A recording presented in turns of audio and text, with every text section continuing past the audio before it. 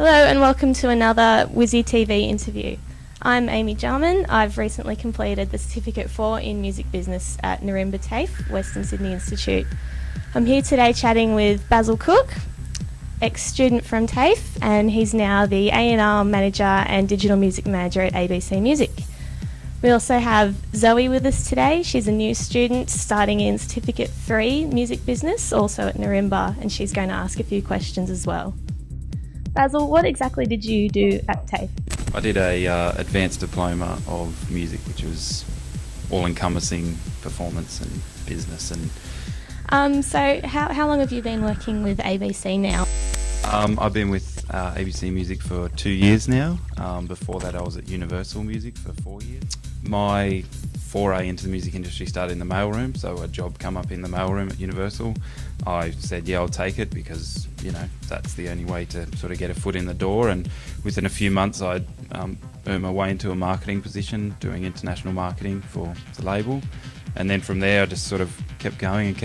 So, yeah, I guess I could have easily said I don't want a shitty mailroom job and just kind of left it at that. But Dennis Hanlon, who's now, you know, the head of Sony, was a mailroom boy. You know, there's something in that, I suppose. Yeah. My role here is, digital music manager. Basically, it's all facets of online websites, email lists, and all those sorts of things, as well as online promotion. So as an artist manager as well, what are some of the most important skills you need to have to be a good manager? Sure. Time management definitely is a key thing. Just being on top of what everybody is doing. Forward planning is a big thing. So making sure you know what you're doing within the next year or so, 6 months at least. Just communicating that everyone's aware of what's going on. So has networking played a role in your success at all? Yeah, definitely. Networking in the music business is just, you know, par for the course. That's how the whole business runs. And so trying to be involved in as many functions and events as possible, going to as many places as you can. Look, it gets a little tiring being out several nights of a week and seeing as many people and meeting as many people as possible, but that's, you know, how this business runs. And the best deals in the world were made off the back of a beer or a coffee, you know, late at night. So, is doing the music business course enough to get into this career, or if not, what do you suggest I do? I guess you just have to get your foot in the door. It's good to have an education and good to have some background knowledge getting into these things, but there is a swag of people in the music industry that have no education, that have just really got in there and just put their guts into it and just worked and networked and done all these things that people could probably educate themselves for years on end and not get into that. So I think it's very important what you're doing, but nothing beats on-hand training or experience. The course was great because it really covered everything. So at the time I was a performer, I was playing in bands, and so that was kind of all I wanted to do. But really, you need to know everything else. You need to know how contracts work. You need to know licensing and, you know, or negotiation, the entire business side of things. Production helps, and we did an aspect of that. Working in studios, I work with a lot of bands that are in studios, so having a knowledge and understanding of how that works.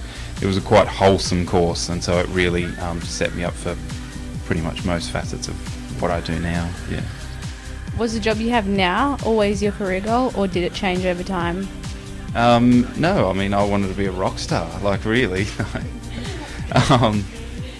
No, the music, the world doesn't want to hear me play, and it's best that I'm doing a job on the other side of the fence. So at the time, I didn't know what I wanted to do. I wanted to work in the music industry, but I didn't know what I was going to do. And I've stumbled my way through of sorts, but I'm very lucky to be where I am, and I really enjoy what I do. So, yeah. Okay, so if I could give any advice to would-be musicians, it would be to keep your head on, keep your feet on the ground. No one wants ego. No one wants to work with ego. And so really just be level-headed and, like anything in the world, things will go up and things will go down. You just have to roll with the punches. I want to work with bands that have probably already built themselves up to a certain level. Development is a very luxury item these days in the industry, especially for labels. We kind of less and less have time to develop acts. We less and less have time to educate people. We need to have them at themselves, a certain point themselves. You know, they got a deep understanding of online environment and social networks, and communicating with their fans directly. We need them to be at a certain level of maturity for live performances and these sorts of things. So look, that's half the battle won. Obviously they need to be a kick-ass band, and we sort of want to be into them, or artist, whatever. But I think it's double-fold these days, and any label would probably say the same, is that you need to have talent, and that's obviously going to be half the battle won, but you also need to have a deep understanding of what you're doing and how the industry works.